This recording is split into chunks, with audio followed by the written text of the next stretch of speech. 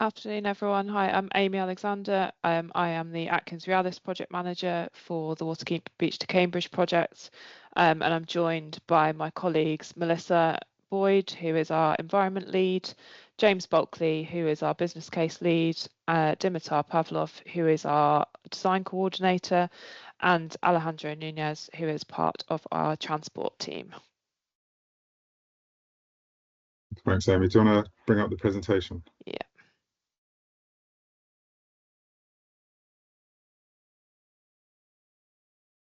Thanks everyone for joining. Thanks. Yeah. So the format of these online consultation events is that Amy and I, will present a number of slides, and then there'll be plenty of time for questions and answers afterwards. So the people who've got questions, if you've got a lot of questions, just keep continuing asking. We might share the time around so different people can come in with questions, but we'll aim to answer all the questions tonight. And there's also the chat, so if people want to ask any questions in the chat, that's another option. So in terms of what we're doing tonight, so we're going to be looking at the Waterbeach to Cambridge project, an overview of the consultation, a little bit about the project background, and then Amy's going to give a scheme overview, talk a bit about the environmental considerations, and then the next steps. So in this consultation is the third consultation that we've held on this project, and it's a statutory consultation where we're looking at the environmental impact. The consultation is asking for views on the busway between Waterbeach, the proposed busway between Waterbeach, Newtown, and linking to the Cambridge guided busway, a new travel hub near Waterbeach, and also the maintenance and emergency access track, which is planned to run alongside the busway, which would also or can also be used as a shared path for walking and cycling. So specifically in this consultation, we'd like your feedback on the environmental impacts, design, and other aspects of the proposals, and that also might include kind of issues that we might face in construction, concerns that people might have, when we construct all of this infrastructure. As I mentioned, this consultation is a statutory pre-application consultation, and it will inform the environmental impact assessment, and also it will form part of the evidence that we submit as part of the Transport and Works Act order to gain permission for the scheme. And a key focus of this consultation, alongside engaging with kind of local residents and businesses, is to engage with the statutory stakeholders. So as a side to this, we've kind of specifically engaged with a fairly long, comprehensive list of stakeholders that we must consult at this time. The consultation started on the 20th of May, and it's been extended by a week due to the general election being called following the consultation start until Monday, the 22nd of July. So a tiny bit about the background, which I'll go over quite quickly. So the aim of the project is to deliver new high quality segregated public transport infrastructure between Waterbeach and Cambridge. The project has been ongoing since around 2018, where the team established the need for a new public transport scheme. At that time, the questions that were being asked were, does it need to be segregated? Can it run on road? What are the best options? Do we need a park and ride travel hub site to accompany the busway infrastructure? And following that, we kind of produced a long list of options, a comprehensive long list of options, which Atkins then narrowed down to 4 options that we consulted on in our first consultation. And those options included 3 routes that pass through Waterbeach, and people might remember, and looked at an eastern option, an option that ran down the A10, and a central option, as well as a western option that passed to the west of Landbeach. Following that consultation, we kind of after undertaking more technical work and analysing the consultation results, we refined the option down to two options, which were the Western option and the revised central option, which we then went out to consult on again. Following that consultation, we selected the revised central option as our preferred option, which we gained approval from the Executive Board in September of 23. And that then kicked off this process that we're currently in, whereby we are preparing the planning application and all of the documents that are required to be submitted to the Secretary of State for the Transport and Works Act order. And the aim is to have all of the documents in a state where we can go to full council in December of this year to seek approval to submit that application. So Amy is now going to give a run through of where we're at with the scheme. Thanks, Paul. So as Paul mentioned, in September 2023, following the outcomes of the previous consultation, concept design, business case and environmental assessment, the revised central option was approved for further development by the GCP Executive Board. Some small changes have been made to the exact alignment following conversations with landowners over recent months. These are changes at the new busway junction with the existing St Ives to Cambridge busway, between Butt Lane and Landbeach Road, and to the north of Waterbeach Road. That landowner engagement to determine the exact route is ongoing and is continuing throughout this consultation period. Therefore, we expect some small changes following these discussions and other consultation feedback received through this process before the route is finalised for submission next year. So the route itself, starting at the northern end, will connect with infrastructure within the new town of Waterbeach. It will cross the A10, where it will access a new travel hub at Waterbeach before the busway turns south and crosses Waterbeach Road and Landbeach Road, and connects with Butt Lane, where buses would run on road along Butt Lane before turning south again towards the existing St Ives to Cambridge busway. Here we have two cross sections of the route. So the top right cross section shows a typical layout of the busway with a variety of potential landscape treatments. These reflect the proposals between Landbeach Road and Waterbeach Road, with additional planting in the form of hedges and trees on the western side to screen the busway from the village. The bottom left cross section shows a typical cross section of Butt Lane and Milton Road, where the road and walking and cycling path will be widened and segregated by a verge. So focusing on some environmental considerations, there's a number that apply across the scheme itself. So this slide sets them out, with the following slides then taking the route section by section. So we will aim to limit air and noise pollution by designing for modern electric buses and undertaking noise and air quality assessments and surveys to identify any areas where mitigation may be required, for example, close to houses or businesses. We're considering carbon footprint by assessing the overall impact of the scheme and exploring ways to drive down carbon through choice of construction materials and methodology. These assessments and decisions will be documented in a carbon management plan for the scheme. We're committed to delivering 10% biodiversity net gain across the scheme, with a goal of achieving 20%. Biodiversity net gain is defined as a measurable increase in biodiversity overall following any new development. Travel hub site and parts of the route are undeveloped and close to known archaeological remains. Therefore, we would be likely to uncover previously unknown archaeology. Fieldwork over the next few months will identify constraints and we'll work with stakeholders to mitigate the impacts of the scheme. Security measures are being defined through work with landowners and tenants to ensure the security of the route and the land surrounding it.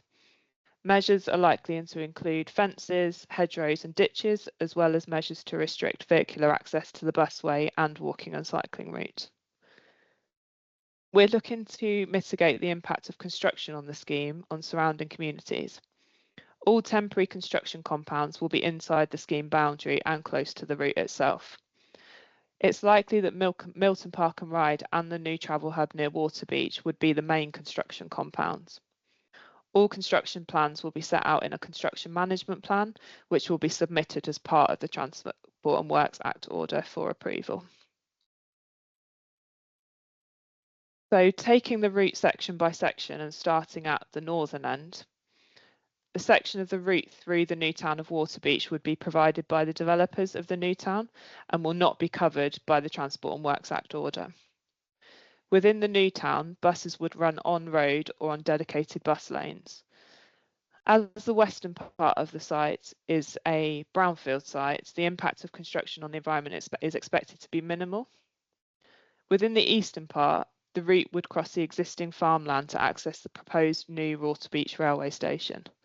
This could impact existing trees and hedgerows between the field parcels.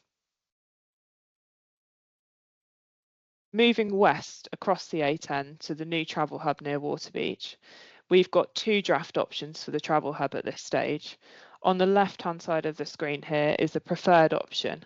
This is aligned closer to the A10 and involves revisions to the Mere Way route that's being brought forward by Urban and Civic to the east of the A10. The alternative option on the right of the screen is based on the consented Mere Way route and is located further west from the A10. We've been working collaboratively with Urban and Civic and Greater Cambridge Shared Planning on the arrangement of the transport schemes in this area, including the revisions to Mere Way. Any changes to the Mere Way route will be subject to planning approval, hence we're retaining these two options for the travel hub at this stage.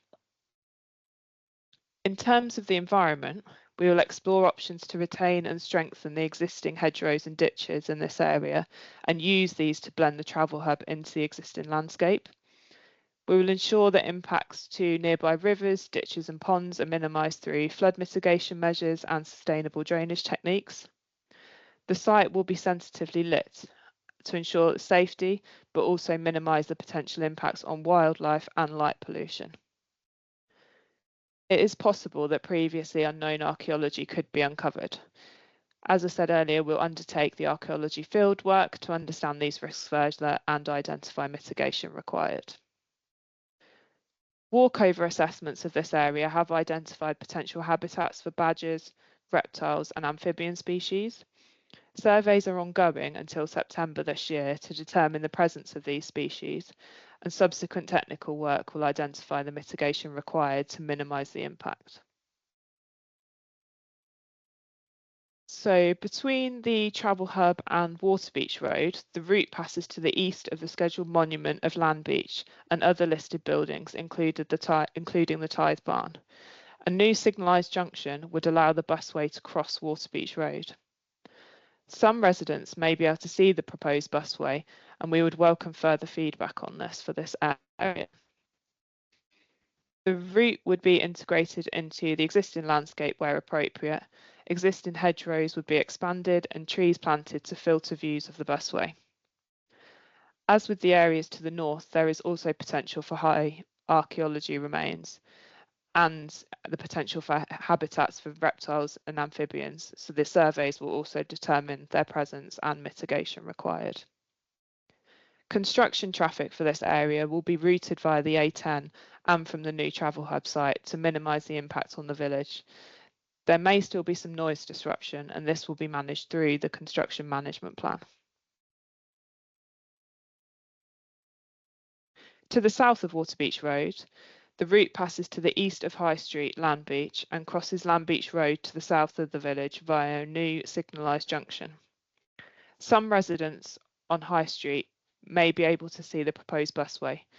We propose that existing hedgerows, which would also provide security for landowners, are maintained on the western side of the route to filter views of the busway whilst maintaining views for user experience.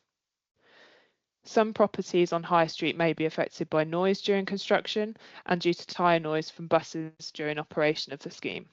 It's expected that this can be reduced through landscaping, including the hedgerows and tree planting, but we will look for further feedback on this. As with the areas to the north, there's also high potential for archaeological remains and habitats for reptiles and amphibians. So as with the northern areas, we will survey to determine the presence and subsequent mitigation required.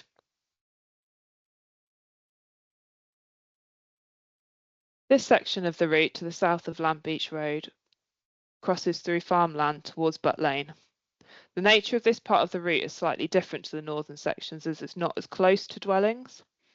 The landscape in this section would therefore prioritise open views across the countryside to complement the existing character. Therefore, the landscaping each side of the route would be limited to a fence in the ditch to maintain security and the views across the open landscape.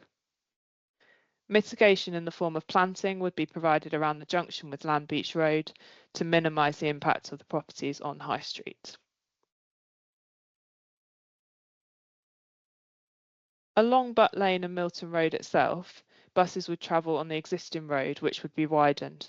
The existing foot and cycleway will also be widened 3 metres and will be separated from the carriageway by a verge. The widening would result in some vegetation loss, and new planting of trees and hedgerows will be able to compensate for that loss. Minor impacts from construction are expected, including traffic lights, potential reduced speed limit and some overnight closures. Construction traffic may cause noise and dust. Whilst plans are being established for the construction of the scheme, we would welcome your feedback on this. It is anticipated that all traffic would be routed for the A10 to avoid disruption to Histon and Impington. And the southernmost section of the route travels through farmland to the existing St Ives to Cambridge busway. Here, the walking and cycling path would be a 3 metre wide gravel path, as it's in close proximity to the recently upgraded Mere Way route. The junction with the existing busway would be similar in nature to the Orchard Park junction, east of the A14 underpass. In terms of landscape, this section is characterised by small arable fields with strong woodland and hedges. We would look to strengthen and maintain this character. We'll assess the existing trees and habitats to avoid the most valuable areas and would plant a woodland belt along the southern section to blend it in with the existing landscape. That's covered all the sections of the route in terms of the environmental considerations. Just in terms of next steps following this consultation. Can I just step in? Yeah, of course, yeah. Yeah, so yeah. Amy, thanks for presenting that. And so what Amy has presented there is kind of what is proposed, and all of these proposals are open to comment in this consultation is what I would say. So then we haven't fixed anything yet. The consultation will help us to firm up those proposals and fix some of them, and maybe slightly modify some where we receive relevant comments during the consultation period. So Amy, back to you. Thanks, Paul. So between the end of the consultation and November this year, we will analyse responses, take on board comments and integrate them within our proposals. These responses and the outcomes of the consultation will be reported back to the GCP board in November, and the results in terms of the ongoing design process will be presented to Cambridgeshire County Council in December. As Paul mentioned earlier, we're going to aim to submit the Transport and Works Act toward in the middle of 2025, with an aim to start construction during 2026. Paul, is there anything else you wanted to add before we open up for questions? I wondered if we should just touch on the roundabout on the A10, the connection to the A10. Yeah, shall I go back to